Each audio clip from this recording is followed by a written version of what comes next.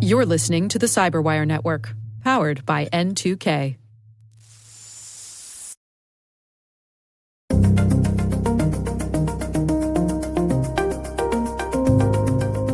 I just hope that people will see that there's this group who's dedicated to stopping this horrible crime that they may never have heard of before. Hello, everyone, and welcome to the CyberWire's Hacking Humans podcast, where each week we look behind the social engineering scams, phishing schemes, and criminal exploits that are making headlines and taking a heavy toll on organizations around the world. I'm Dave Bittner, and joining me is Joe Kerrigan from Harbor Labs and the Johns Hopkins University Information Security Institute. Hello, Joe. Hi, Dave. Got some good stories to share this week, and later in the show, Daniel Golden and Renee Dudley from ProPublica. They're talking about their book, The Ransomware Hunting Team, a band of misfits' improbable crusade to save the world from cybercrime.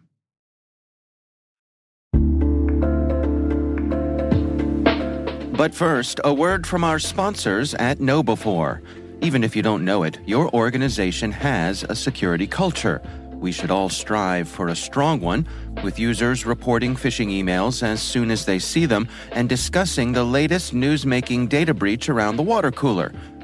But we also live in the real world. Many organizations likely have a security culture that could use some improvement. KnowBe4 has been leading the push to improve organizational security cultures through new school security awareness training for a little more than a decade.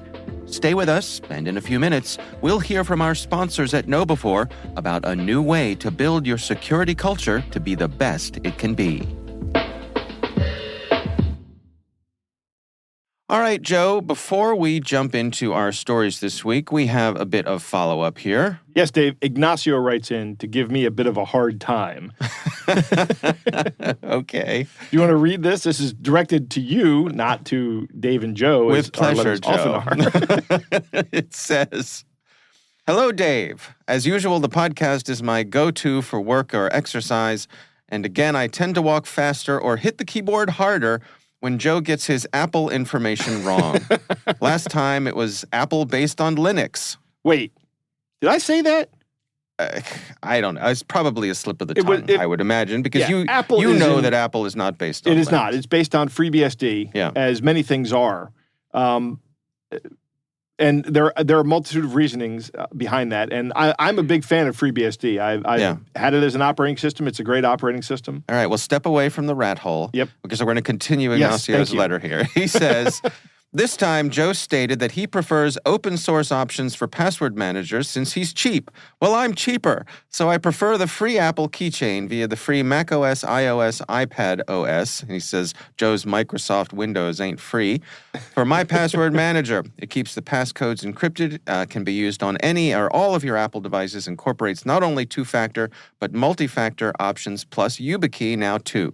You don't have to remember any passwords or create any passwords, and it does it for free, cheap, on the only security-first OS. In addition, it helps you identify accounts that were part of a breach, no need to look up on Have I Been Pwned, and tell you which accounts have reused passwords. Joe's Linux or Windows can't claim it's a security first for those OSs." I just want to point out here that Ignacio is pedantically spelling Windows with a Z, right, as they do. D-O-Z-E. Windows, yes. This is spoken like somebody from the Apple's community back in the late 80s, early 90s. That's right. Early 90s, when Windows first came out. He goes on and says, if the term open source is his preferred option, why not use Unix BSD, which is what the macOS and iOS is built on? Mm-hmm. You can have lots of fun quizzing Joe on every episode about Apple security options, which are all free and have yet to show up on any breach. Again, Joe and you do a great job, informative and entertaining. You have both mastered the art of communicate to educate. You guys keep up the great work. So a little spoonful of sugar there to make the medicine go down, right? Got a couple of things.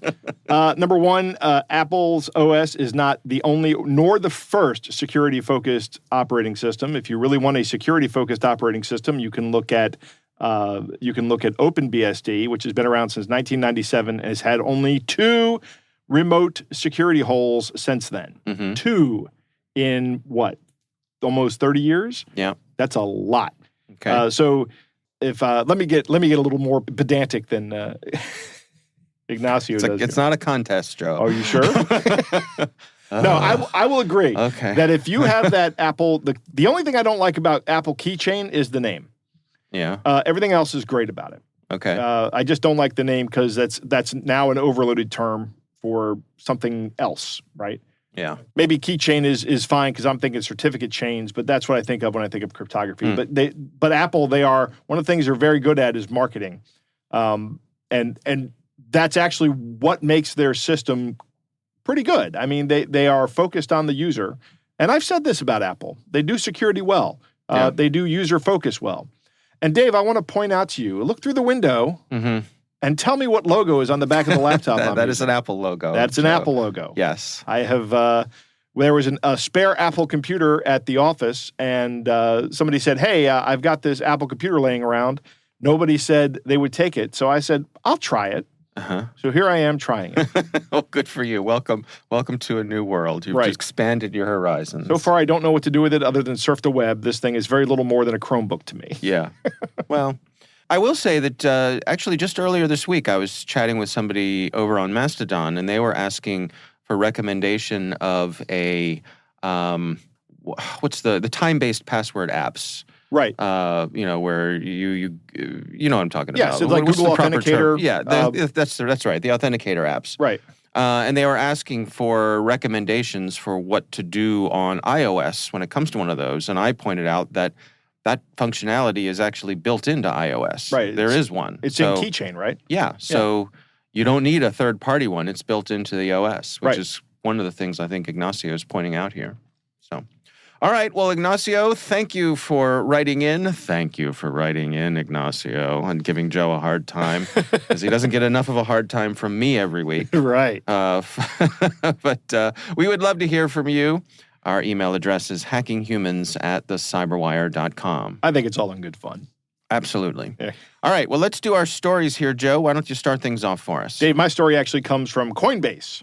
Okay. They have released an article or a posting. Yep. One of my favorite things about this article is at the very top, it has something called the TLDR. Yeah. Which is too long, didn't read. Right. It just summarizes the article for you in one paragraph. Mm-hmm. But apparently, and actually this is news, actually, Coinbase had a security breach back in early February, but it was very minor, and they've published a report on what happened. And they've walked you through the attack. Okay. Which is amazing. Yeah. Nobody ever does this. Good for them. Yeah. So on Sunday, February 5th of this year, several employees started receiving alerts with SMS messages on their cell phones indicating that they needed to urgently log in via the link provided to receive an important message. So social engineering scam.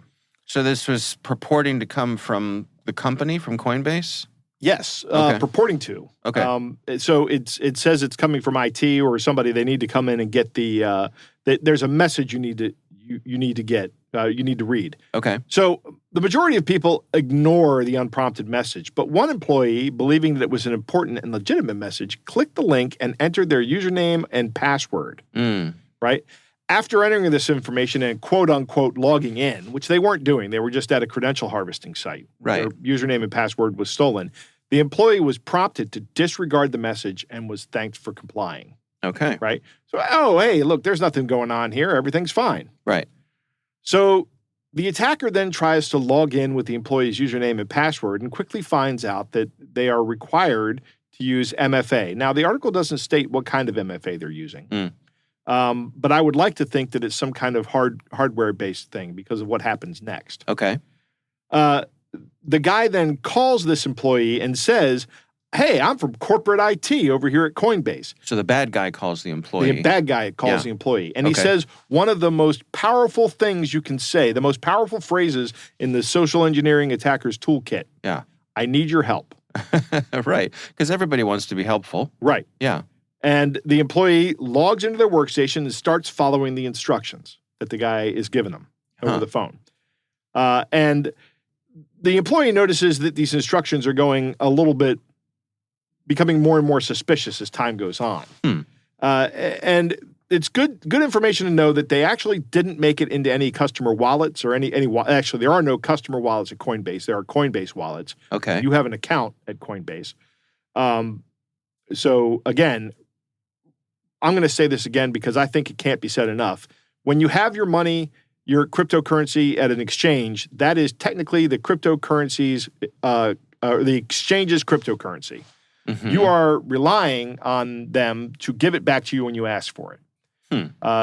There's a lot of trust. Coinbase, I'm not impugning Coinbase here. Coinbase is not going to steal your crypto. Right. But there is technically, in the technical aspect, there is nothing to stop them from doing it. It's like a bank. There's technically nothing to stop a bank from taking your money and keeping it. Right. But there are other reasons to have that happen. Yeah. Problem here is that if someone does get into their crypto wallet and takes their cryptocurrency, there's nothing anybody's going to do to get that money back. Except find the people that did it and get them to cough up their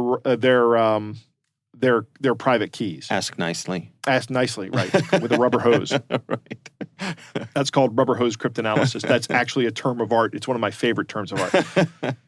So they did get some employee information, which, by the way, is not insignificant. This is if somebody got a load of not a load, but a small bit of employee information from Coinbase, that's information that's very critical, and they need to know exactly who that was that has been leaked. And they need to talk to everybody who had their information breached because they're going to be the next targets.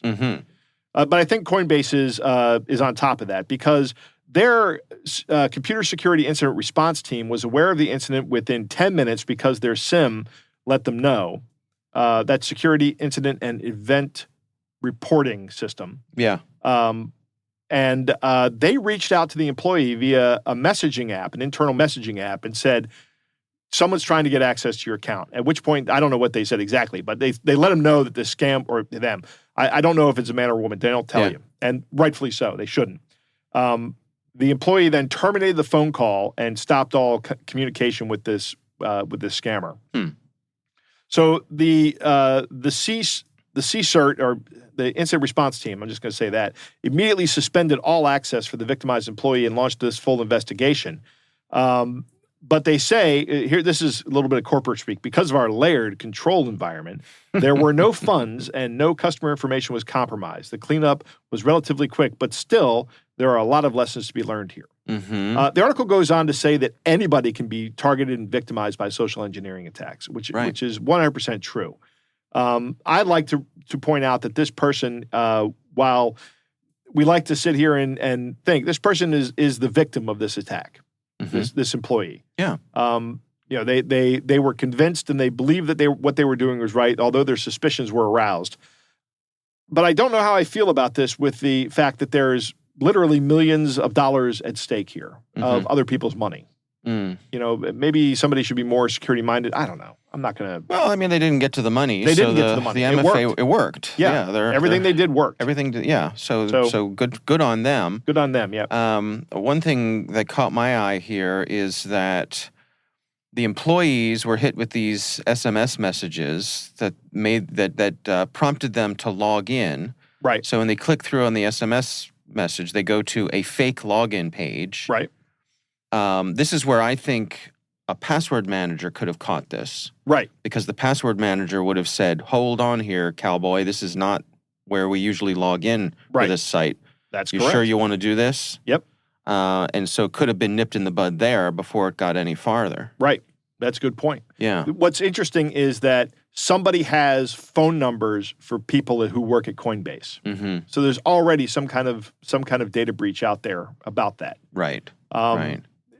I don't know how these people got that information. I mean, they could have just gotten it from LinkedIn and then gone to these people's websites and built a dossier or done open source intelligence gathering to get this information. Let me tell you, Joe, the conversations that I have had with the folks on the CyberWire sales team about the tools that are out there for information on sales prospects. Really? They raised my eyebrows. I mean, they basically, there are companies out there who, not surprisingly, they just go out there and they scrape everything and then they aggregate it and they cross-reference it. And so let's say, for example, if somebody wants to sell something to me, right, they can put my name in there and it'll bring up everything they know about me. Here's where he is on Twitter. Here's where he is on Facebook. Here's his phone number. Here's his work phone number. Here's what he's posted about this, So there's no real barrier to collecting. If I went out there and said, hey, I want the phone numbers of everybody you have at Cyberwire, that's a click away. Right. It's, probably a few bucks, and you have access to that. Right. I wonder how much that service costs a month. I don't know. But hey, if you can get access to millions of dollars of crypto, it's worth it. Yeah, right. Yeah. And I'm sure that this is not the only spot or the only people they're targeting. One of the things that is in this article that is one of your dog whistle. I don't know what to say, but one of the things that that kind of gets your goat, grinds your gears, frosts you. Yeah. This wasn't I'm going to quote this from the article. This wasn't just any attacker. We believe this individual was associated with a highly persistent and sophisticated attack campaign. Well, has been targeting scores of companies since last year. Of course. Right. Of course. There's nothing we could have done, Joe. Well, but they did it. That's true. This is like the flip side, right? Yeah, you're right. Hey, look, we got these sophisticated guys and we stopped them. Yeah, that's true. Right, good. Coinbase did a good job here. And you know what? True. My favorite thing about this article is that they published this. Mm-hmm. This is brilliant. So here's a question for you. Would this article have been published had they been unsuccessful? Oh, excellent question, Dave. Right? I don't know. I mean, it's easy to toot your own horn when everything went well. Right.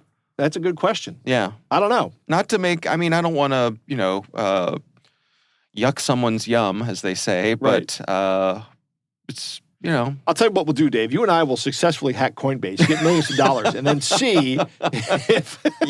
If we successfully hack Coinbase and we get millions of dollars, this will be our last show, Joe. And we'll be done. We'll be on a yacht somewhere. Yep. You and I. International waters. That's right. With our brand new Apple laptops. That's right. All right. Interesting story. And we will have a link to that in the show notes if you want to check it out. My story this week comes from Forbes. Actually, this is written by Cyrus Farivar, who's been a guest on our show before. All right. Good author. He is a senior writer over at Forbes. And the article is titled, "These Companies Say They Can Recover Stolen Crypto. That Rarely Happens." So this is interesting here, Joe. Imagine that you are someone who has fallen victim to one of the many scams that we talk about here. Right. And you're trying to figure out what to do. Perhaps you've reached out to law enforcement. Because, again, as we've talked about here many times, it seems as though certainly local law enforcement either doesn't know what to do, doesn't have the resources to try to track these things down. Uh-huh. And even if, I think it's a big mystery to a lot of people in general. And generally, people in law enforcement tend not to be too technical. Yeah, that's true. I think more and more we're seeing that law enforcement agencies, and even down to the local level, they have people who are assigned to be specializing in this sort of fraud, elder fraud and that sort of thing. So they're there to try to help to the degree that they can, but there's a limited amount of funding, expertise, all that kind of stuff. Yeah. So imagine this article talks about a gentleman who only goes by the name M for his privacy. Mm-hmm. He lost over $500,000 to a scammer, cryptocurrency. And so one of the things he did was he went out and he searched for organizations who could perhaps help him get some of the money back. Mm-hmm. And according to this article, he went to an organization called Cyberblade, and that's a company that claims to have recovered millions of dollars in stolen cryptocurrency. Really? He signed a contract with them, agreed to pay up to $6,500, or to pay $6,500 for up to 10 hours of work. And also, if Cyberblade got any of the money back, they would get 12.5% of whatever they got back. That would be the only way I'd pay anybody like this. I would not pay them a retainer. I'd be like, if you think you can get the money back, heck, I'll give you not 12.5%, 25%. Okay. Well, according to this person, more than a year has passed and he hasn't seen a dollar back. Shocker. Well, and that's really what this article is about. It goes into that there are several companies who have opened for business, claiming to be able to do this sort of thing to help you get your cryptocurrency back. Mm-hmm. And it seems as though what Cyrus Farivar has found out is that their success rate isn't not very high. I'm surprised their success rate is greater than 0. Yeah. How do they do any of that? Well, the article points out that there are ways to track crypto transactions. Right. As you know. Do they get law enforcement involved at some point in time? They can. Okay.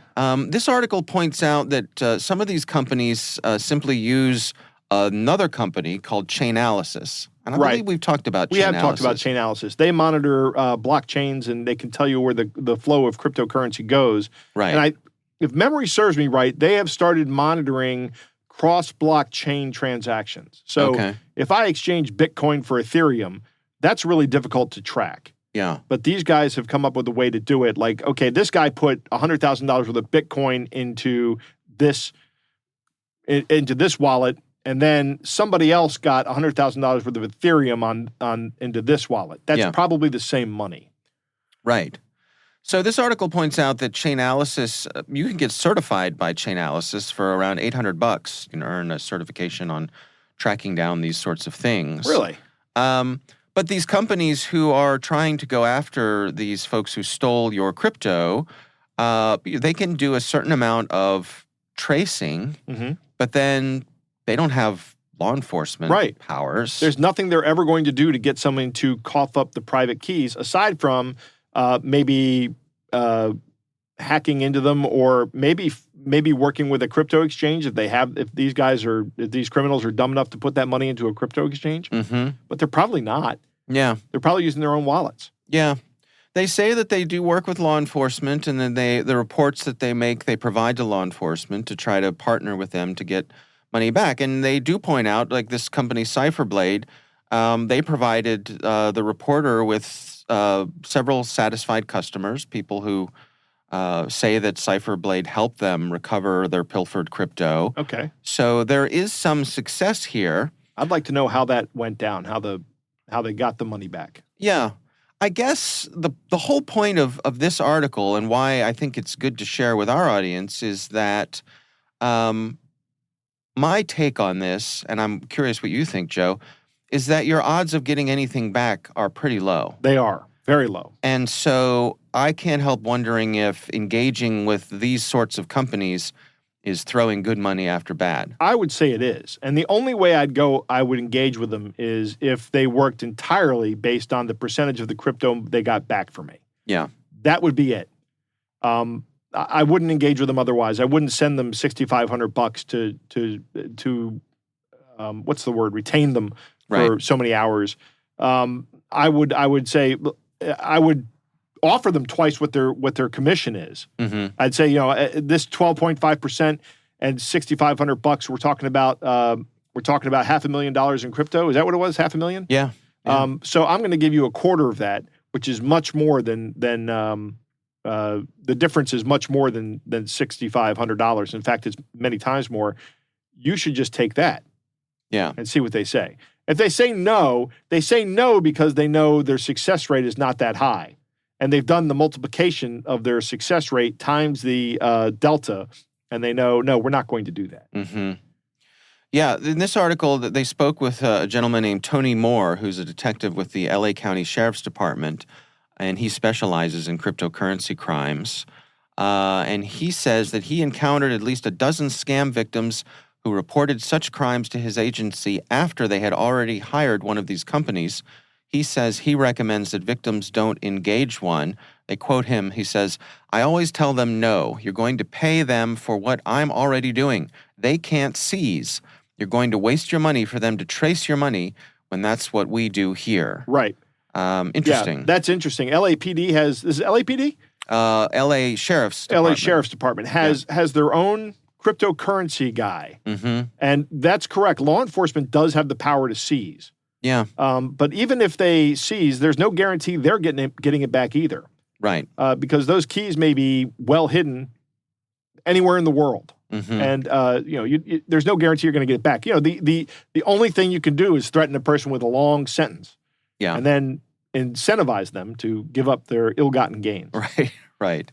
Yeah, and I also just reiterate what we've heard from folks at the FBI, that the FBI wants to hear from you. Right. If stuff, either contact your local field office. Certainly when we're up in the neighborhood of $500,000, I think that's going to warrant the FBI's attention. I think so. So that's they should be on your list of folks to contact if you find yourself scammed, because they've said time and again that they want to know. They do want to know. And they have the ability, more than a lot of other agencies, they have the ability to help. They have the power. Right. Whether or not they do for your particular case is up in the air, though. Yeah. They might not be able to do anything about it. It might not be a priority. I don't know. But yes, you should definitely let them know about it. If you get their attention, then you can bring the resources they have to offer there. And asking is free. That's There's right. absolutely no reason to not ask them. Right.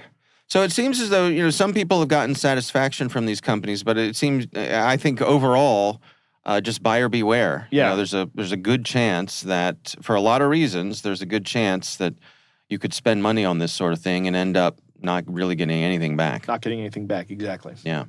All right. Well, we will have a link to that story in the show notes. Joe, it is time to move on to our catch of the day.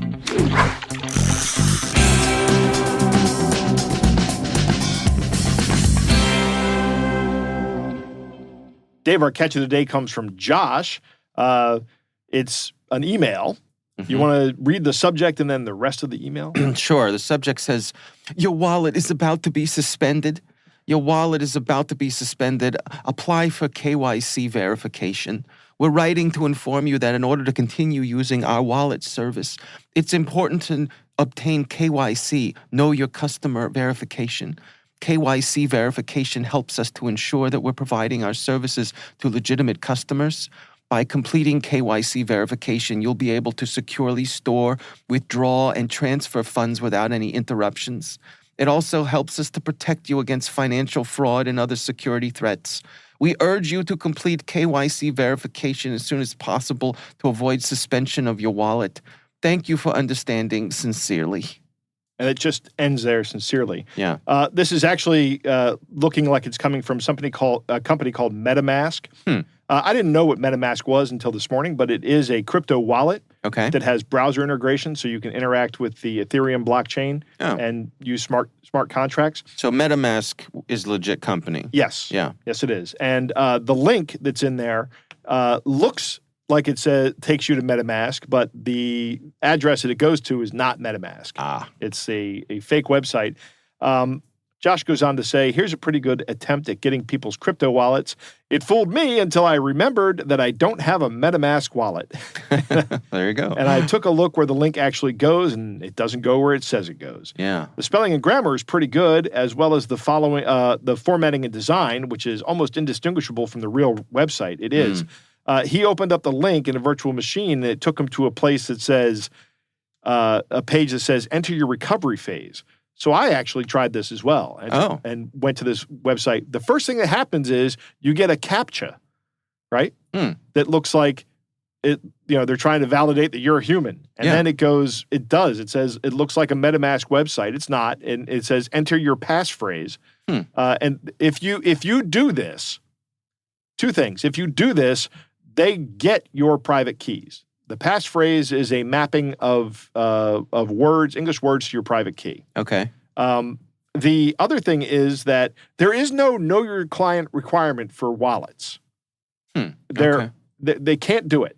It's not enforceable. Okay. You can go out and get a crypto wallet and just put all the crypto you want in it, as long as you're keeping and managing the keys. Yeah. There is no responsibility on anybody's part for a know your customer requirement. That's a fintech thing. That's a banking system thing. If you keep your money on a cryptocurrency exchange, there are know your customer requirements. I see. Okay. Right? Because that's where money gets laundered a lot. I see. Now, it's not saying that money can't be laundered through crypto wallets. It absolutely can. Yeah. It's just there's no enforceable action there. I see. So it's an interesting scam preying on people who don't understand how cryptocurrency works. Mm-hmm. There's plenty of those. Right. Yep. There are plenty of those, and plenty of people have cryptocurrency and don't know how it works. Right. Yeah, no shame there. Just, it's complicated and easy to get confused. It is. Absolutely. And that's what this is hoping to do, is confuse you. Right. All right. Well, our thanks to Josh for sending this in. Again, we would love to hear from you. If you have something you'd like us to consider for our catch of the day, you can email us. It's hackinghumans@thecyberwire.com. We were talking about the importance of strong security cultures. As part of their focus on new school security awareness training, KnowBe4 has released a tool called Security Coach that takes alerts from your existing security stack and sends immediate coaching to end users who've taken risky actions. With Security Coach, your users receive contextual, real-time coaching that reinforces your security awareness training and policies, improves knowledge retention, and helps your users to understand the risks associated with their behaviors. Security Coach helps you take a data-driven approach to quantifying and reducing human risk by combining your existing security layers with real-time behavioral coaching and new school security awareness training. Doing this significantly improves the understanding and retention of your users, leading to a stronger security culture across your whole organization. Learn more about Security Coach at knowbe4.com/securitycoach. That's knowbe4.com/securitycoach.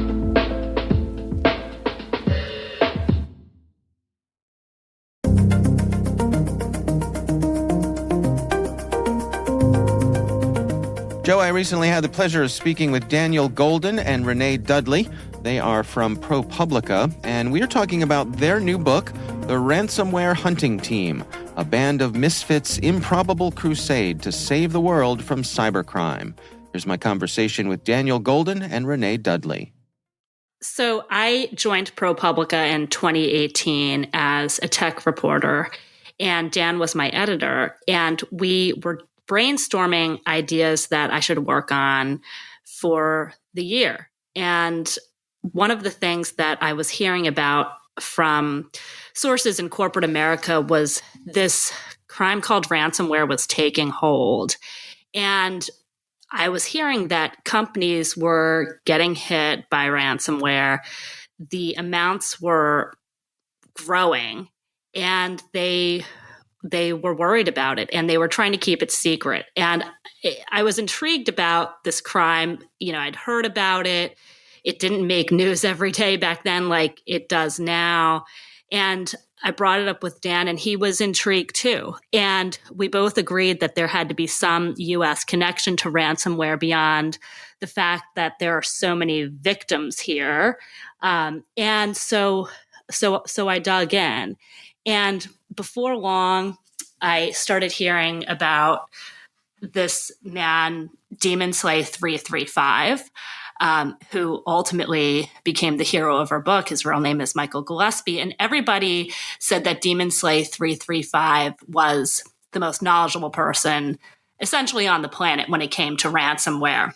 And I found out that he was a part of this global team that looks for vulnerabilities in the hundreds of strains of ransomware that exist, and they create free tools that help victims recover their files without paying hackers.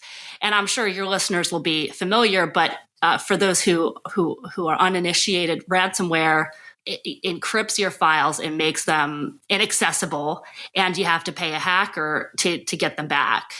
And so this team was making these tools that allowed people to get their files back without having to pay hackers and feed into this entire ransomware economy.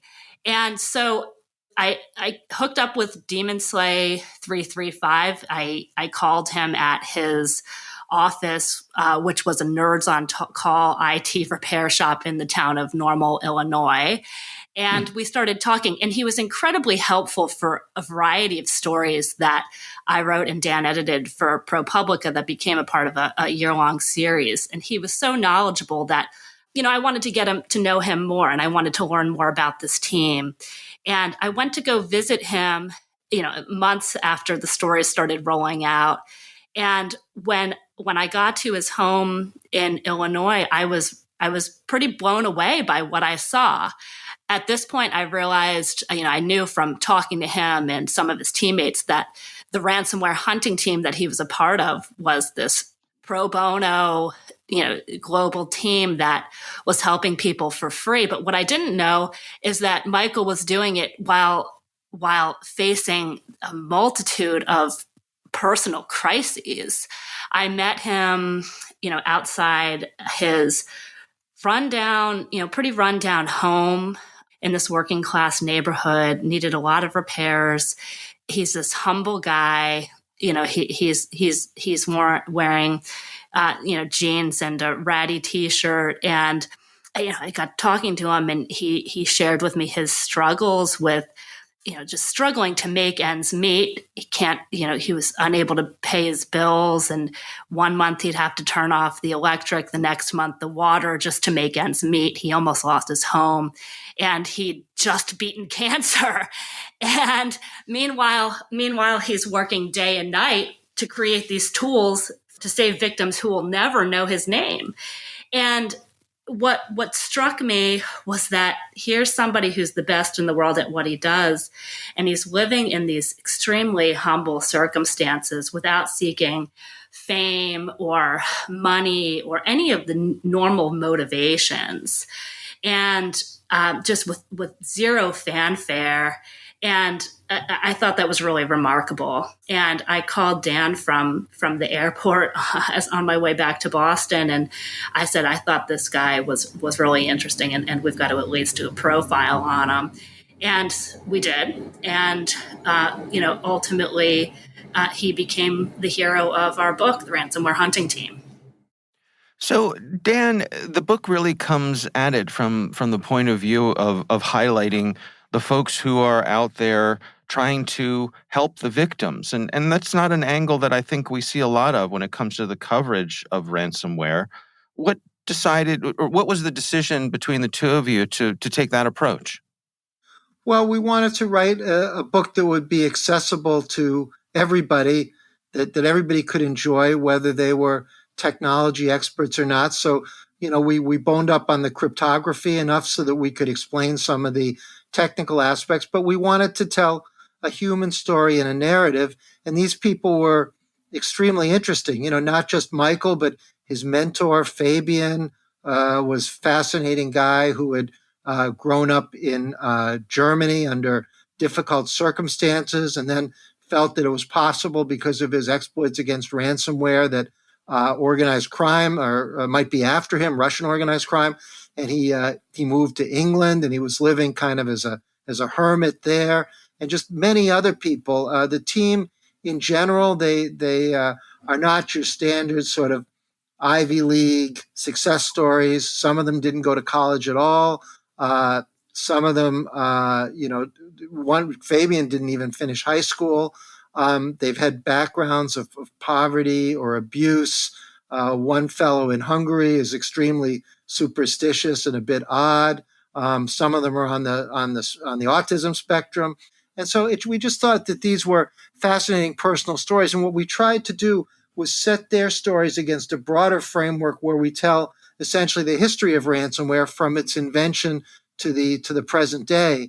And while we were working on the book, the world had the bad luck, but we as journalists had the good luck that ransomware kept getting worse and worse. So that when we started, the attacks were perhaps for thousands or tens of thousands of dollars. As we went on, the demands rose to hundreds of thousands or millions of dollars. That the targets shifted from being individuals to being corporations, universities, hospitals, even police departments and governments. And the hackers became sophisticated so that before they would actually make the ransomware attack, they would get inside the computer and steal data, so that even if you could somehow preserve your files, you would still have to pay a ransom, because otherwise they would make your private information available. So it became a bigger and bigger threat, a more and more worrisome crime. It made the top of the news with the Colonial Pipeline attack and with Biden trying to negotiate with Putin about cracking down on ransomware gangs. So we found ourselves dealing with both the compelling personal story and what was becoming one of the top threats to world to people's security and well-being. Renee, one of the things that strikes me as I read the book was how it really is a bit of a David versus Goliath story here. I mean, you have these ransomware operators who are demanding millions of dollars. And as you point out, the folks that you highlight here are not well-to-do, wealthy people who are being underwritten by big organizations. That was really a bit of a revelation for me, because I think of folks who work in cybersecurity are generally, I think the perception anyway, is that they're very well paid, they're very in demand. But in this case, this is a ragtag team here. It is, and you make a few interesting points there. It certainly is a ragtag team. They call themselves this band of misfits. Many of them come from backgrounds of poverty and abuse. They were bullied in school. They tend to keep to themselves and not fit into typical social structures and in-person friendships. And they've really found their niche and found their calling online. A lot of them have this sense that the internet is their intellectual home, and they don't want bad guys there. So they see this as both an intellectual challenge and a way to fight back against the bullies who came for them when they were younger. And I'll also mention, a lot of them do have jobs in the security field. Fabian Wosar, for example, is one of the masterminds of EMSAsoft antivirus software. But others like Michael, he's fixing broken hard drives. He's spent 10 years at the Nerds on Call IT repair shop fixing broken hard drives. But you're right. None of them were getting rich from any of this. On your other point of the David versus Goliath, in terms of here's these people hunting ransomware, fighting against these hackers. The strange thing is that both the hunters and the hackers have a lot in common. They have essentially the same skill set. They're experts in cryptography. From what we can tell, a lot of them are self-taught, learning through tutorials online and on YouTube and checking books out of the library. And they have a lot of the same interests, video games. They like some of the same movies. A couple of the people on the team are really into Disney, and Michael Gillespie's favorite movie is The Lion King, and there's a ransomware called Hakuna Matata. The similarities, we don't know a ton about the hackers, but there's certainly evidence that they share a lot of the same interests and tend to be misfits. On the other hand, you're absolutely right that while some of them are teenagers who are trying to make money or gang leaders who want a Lamborghini, there's increasing evidence that some of the hackers are working under the protection or possibly at the behest of enemy governments. So it's certainly wild that there's this group of people working against these increasingly organized, potentially state-sponsored hackers. One of the fascinating parts in the book for me is you have a chapter here titled The FBI's Dilemma. And I'm curious, Dan, if you can give us some insights from that. I mean, this ransomware scourge really hit at a time when the FBI was facing some of their own challenges. Yeah, the FBI for a long time dismissed ransomware as kind of an ankle-biter crime with low amounts of money involved, not worth their attention. And that was symptomatic of the FBI generally giving a lower priority to cybercrime than it would have to say terrorism. And in general, the FBI has this kind of macho culture and this belief that any agent can do any kind of case, which might be true in some situations, but not in a highly technical cyber case. And just in terms of manpower, it doesn't have the kind of numbers of cyber expertise agents that it probably needs. Other examples we talk about, the Dutch National Police in the book have, they'll pair up each agent with somebody who's cyber savvy, and the FBI doesn't have anywhere near like those numbers, partly due to its culture, partly due to its resources, partly due to its taking a look at ransomware and then deciding, well, this really isn't worth our time. They were taken very much by surprise by the increasing threat of ransomware as the dollar amounts ratcheted up and the attacks shifted from people to major organizations and businesses.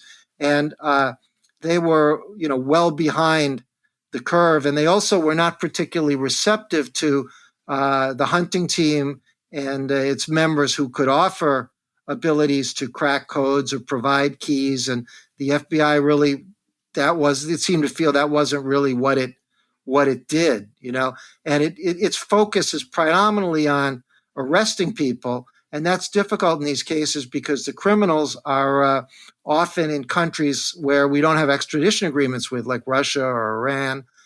Sometimes you have to go after the infrastructure, the servers, or other aspects rather than just straight out try to arrest somebody who you're never going to get unless they decide to, vacation on the Riviera. The whole system was not really geared up for this kind of international threat. And as a result, American organizations and individuals suffered a great deal of needless harm. So, Renee, I'm curious, what are the take-homes for you? What do you hope that people take away from the book? I hope people will come away with a sense of hope, because we end with some of the changes that are afoot. First of all, one of the things that I've taken away from writing it is that there are these ordinary people who are just doing their day jobs, but doing these absolutely extraordinary things in their spare time.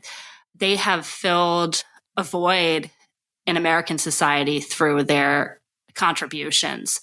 You mentioned the FBI, federal law enforcement, the federal government in general, up until the Colonial Pipeline attack, essentially ignored the problem of ransomware, while this ragtag team was, spending all of their spare time fighting it. It's pretty incredible what they've been able to accomplish. First of all, they've saved millions of victims from paying billions of dollars to hackers since they've started in 2016. And all of these resources are available on Michael's own website, which is called ID Ransomware. It's a site that he set up so that victims of ransomware could upload sample encrypted files, figure out what they were afflicted with, and then find out if free help was available and how to get it. So from a very practical sense, I hope people will know that there are resources out there. This team is out there to help them. From a national standpoint, the FBI is increasingly receptive to what the ransomware hunting team and private researchers in general have to offer, which is a lot. And we've seen examples of the hunting team providing huge, large household name company victims with their free tools through the FBI. In other words, victims will come to the FBI to report a crime, and they'll end up getting this help that they otherwise might not have known about. So there's promising things happening, and I just hope that people will see that there's this group who's dedicated to stopping this horrible crime that they may never have heard of before. Dan, how about you? Any final thoughts? Yeah, I think I'd like to see the book increase transparency about ransomware and make victims more willing to come forward and companies to be more public about it. I mean, one of the problems that has allowed ransomware to become so prevalent and dangerous is the limited knowledge about it. Very few people report the attacks to the FBI. A lot of public companies don't announce that they've been hit by ransomware. If they say anything at all to their investors, they say, oh, we had a malware incident. I'd like to see this book as being a way to say, look, ransomware is all over the place. It's not necessarily shameful to have been hit by it. And the more that people come forward, they talk about it, the more pressure they will bring on the government and society to find solutions. So I think I'd like to see this book as the beginning of a national conversation that ends up in greater awareness, stronger defenses, and more discussion about the ransomware problem.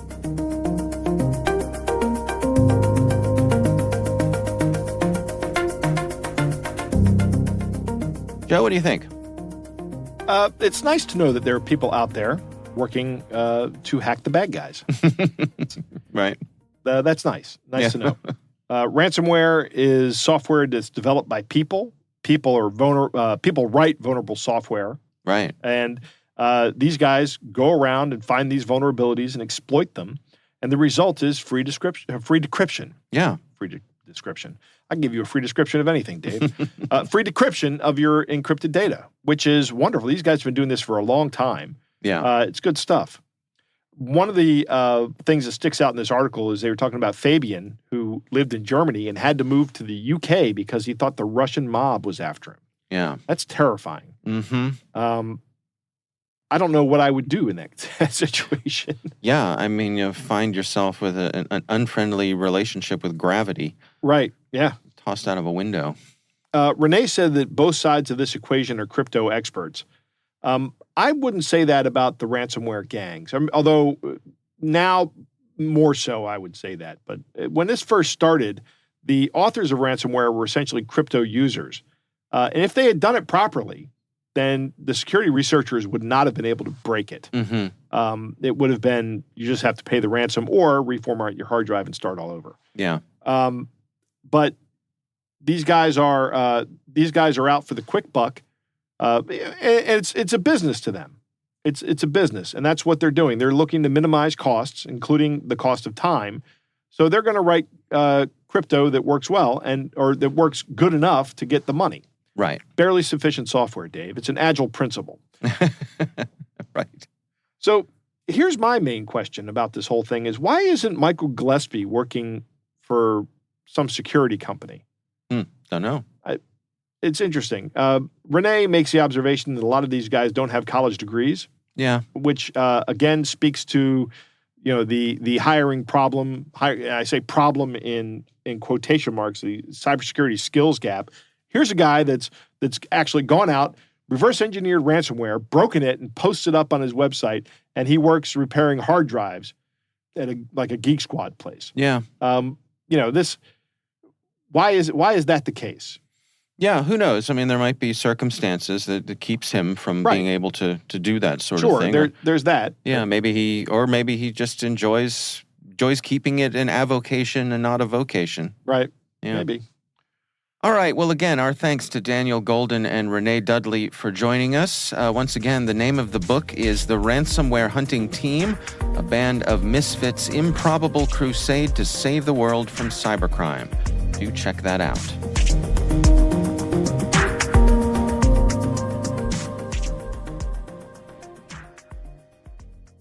We want to thank all of you for listening, and of course, we want to thank our sponsors at KnowBefore.